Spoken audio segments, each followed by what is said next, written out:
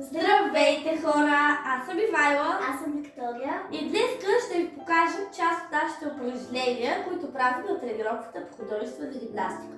Можете да се опитвате и вие да правите някакво упражнение с нас, но задължително е загрявката, защото можете да направите някаква контузия.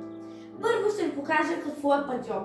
Това е падьом с изпънат крак и свити пръсти. Той е задължителен. Ще ви покажем контрападьом. Той не е толкова задължителен, но е с вдигнати пръсти нагоре и с изпънато коляно. Сега ще ви покажем позициите на краката и на ръцете. Позициите на краката са 6, а на ръцете са 3. Първа позиция на краката е това. Ръцете са в подготвителна позиция. Втора позиция е с отворени крака, като първа, но има разстояние и пак стоим в подготвителна. Трета позиция си докосваме двете пети. Ето така. Четвърта позиция, всичко, както виждате, с изпънати колена. Ето е четвърта. Пета позиция си доближаваме краката. И шеста позиция, която е задължителна, е това. Сега ще ви покажем на ръцете позиция. Както видяхте вече, това е подготвителна. Ето това е първа позиция. Втора позиция, трета позиция и заставяме пак в подготвителна. Това бяха позициите. Това са 6-та задължителна позиция. Така, сега, първо аз ще ви покажа ляв шпагат. Но пак напомням, че загрявката е задължителна преди да направите това всичко. Сега ще ви покажа ляв шпагат. Ставате на колене и си изпъвате левия крак. Задължително с падьом и с изпънато коляно. Изпъвате, ето така заставате. След това се слагате другия крак и сядате с изпънати рамене, изпънат гръб и стоите. С изпънати падьом и с изпънато коляно. Сега Викито ще ви покаже десен шпагат. Сядате на колене, изпълните си коляното и падьомите. Заставате ето така и пружинирате, който не може. С изпънати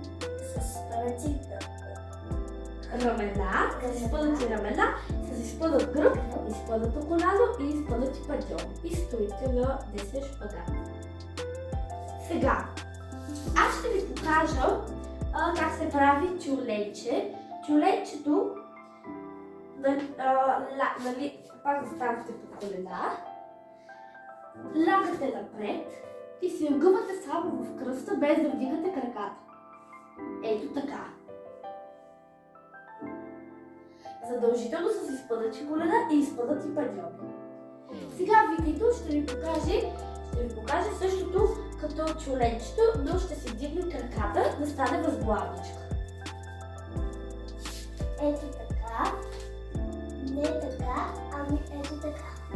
Това се казва възглавничка. Трябва да си докоснете пръстите, като сте в падьоми, да си докоснете челото. Освен възглавничка, това може да се казва и пръстенче. Сега Викито ще ви покаже мост от стената, но който не го може, сега Викито ще го покаже първо отдолу, който не го може, и след това за тези по-напредналите от стената. Слагате си ръцете до ушите, изпъвате лактите и заставате на мост. Това е мост отдолу. Сега за малко по-напредналите ще покаже мост от стената. Ето за тези, които са малко по-напреднали, от тези, които го правят от земята.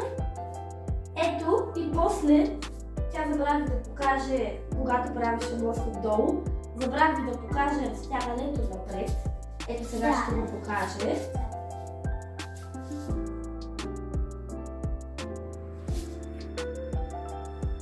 Да, това е разтягането задължително с изпънати падьоми и изпънати колена.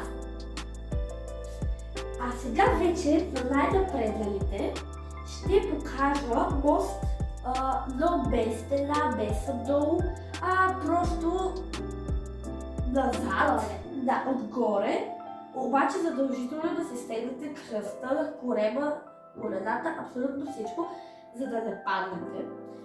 Слагате си ръцете до ушите, давате се надолу, изпълвате си лактите и после най-внимателно се вдигате. И след стягате надолу, да се стегнете кръста, защото можете пак да направите някаква контузия.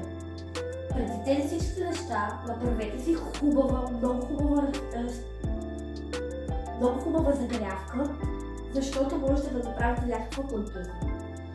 Сега, това беше всичко за днес. Ще ви покажа в другото видео още такива хубави разни упражнения и ще разберете много неща, които правим на нашата тренировка за художествена гимнастика. Чао!